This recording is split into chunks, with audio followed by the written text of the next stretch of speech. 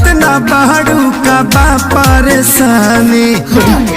अरे बोला का बात बा? पायल भुलाइल बाकी झुमकाई रानी, बोलत ना बाड़ू का बाटे परेशानी। काहे तोहर भोरे से लटकल बलोला हो, लटकल बलोला। हाँ तो सुनी ना।